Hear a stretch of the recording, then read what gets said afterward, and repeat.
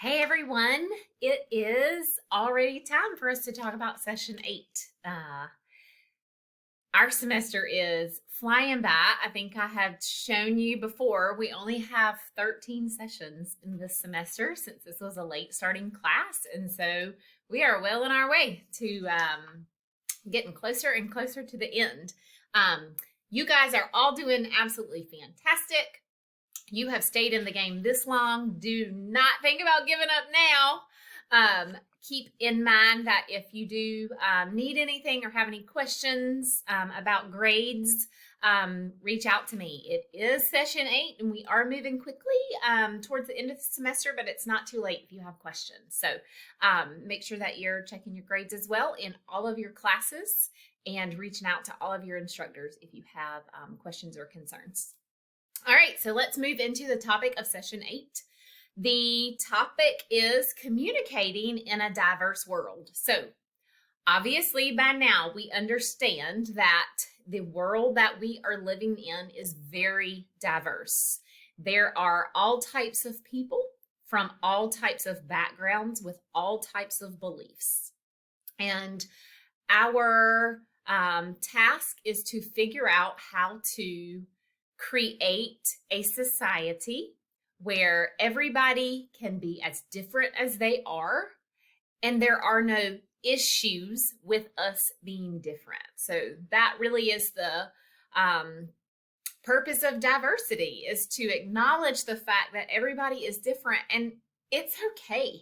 And so a lot of times, a lot of issues occur because of communications. Breakdowns in communications, wrong types of communication, or language, our actual words can create issues as well. And so the chapter 5 portions, page 140 through 147 is what you're going to read this week. And it talks about barriers to communication and then how to fix that. And so I hope that you read this section and go, okay, yeah, I'm going to file all of that information away. And when I am communicating with people, especially those people that I work with, I'm going to pay attention to these things. I'm going to remember these things. So I hope that you read over this section and really get something out of it. So I will tell you that the very first thing that the book talks about is cultural biases and dialects. And I distinctly remember the very first time when I was in my master's program, I recorded myself giving a presentation for a project. And when I got ready to rewatch the video, I wanted to crawl up underneath my desk.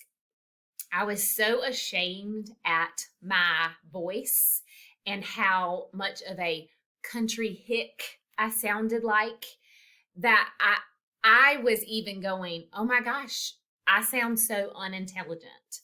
And that is exactly what the book talks about, the very first thing that you read. And one of the examples that they use is the word hick. And that was something that I had to check myself on, because I was calling myself that, and I was giving myself negative connotations over something that I can't quite control. Yes, I can make sure that I'm forming my words correctly and I am trying my best not to sound like that. But is that even appropriate, right? This is the way that I talk, and I should not be ashamed of that, just as no one else should be ashamed of their dialect or their language. And so that kind of stood out to me. Another thing in the text that stands out is the term microaggressions. This is a topic. It has come up a lot recently in mass media, and I caught myself using one of these microaggression terms this week. Literally, I'm prepping for this session and I found myself using one, and it was just a good eye opener for me. of no matter how conscious we are about accepting and not excluding people, we still mess up. And so I was talking with a coworker about needing some caffeine. It had been a long day, and I had been in a long meeting, and I was sitting there thinking, man, I need a Pepsi. And she and I were having the conversation, and I said, I feel like a caffeine junkie. Like, I need my Pepsi to get through the rest of this meeting.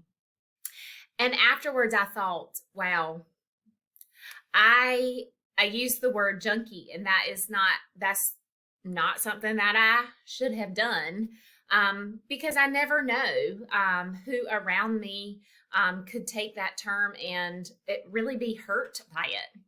I have people in my own family that experience addiction issues.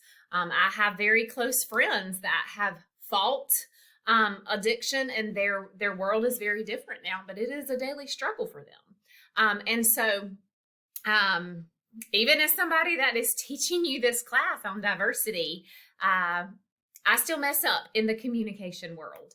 And so it is nice to keep this at the forefront, and check yourself when you do things that or say things that probably isn't inclusive. All right, so you're going to complete the session 8 reading notes as you read the chapter, or read the chapter and then complete. Please be mindful that everywhere I have something on the left, you have to have something on the right. So that was something that I noticed last week. I'm not sure what was going on, but we just had a lot of empty sections. So just make sure if there is something typed on the left-hand side, that you are putting something on the right-hand side. So this is a good chapter for you to kind of take some notes and really do some reflections. And then, of course, the summary questions as well. Those should be answered in paragraph form. All right, so you'll do the reading notes, and then the journal. And so the journal is really going to ask you to kind of reflect on the information that you've read in the entirety of chapter 5, and focus on your career. And so some of you may already be in a career, and you're just adding on some credentials or some courses to advance yourself.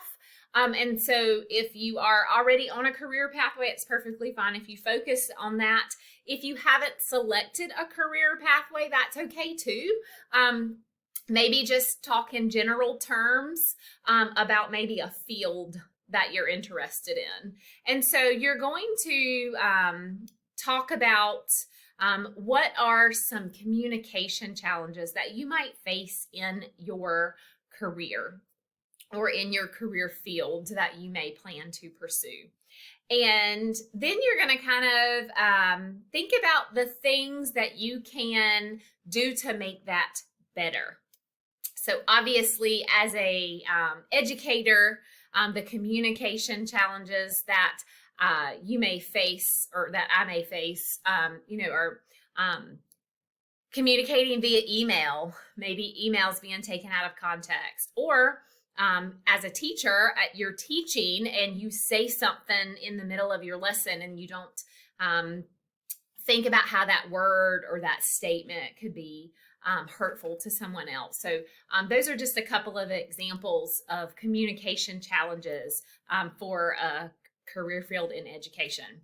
I think healthcare would be something very similar, because you are using a lot of words and language to give information. And so just kind of think about that. This is just a really deep reflection piece for you. These need to be answered in paragraph form as well. And it may be something where you've got to kind of come in here and look at these journal questions, and maybe take a little bit of time over the course of a day or so and just kind of really think about things to really get some ideas going. You may also want to reach out to someone in that career field and say, hey, what are some times where you really feel like communication is not the best.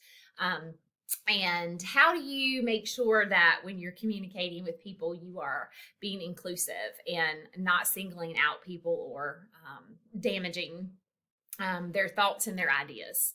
So I hope that is an eye-opening activity for you.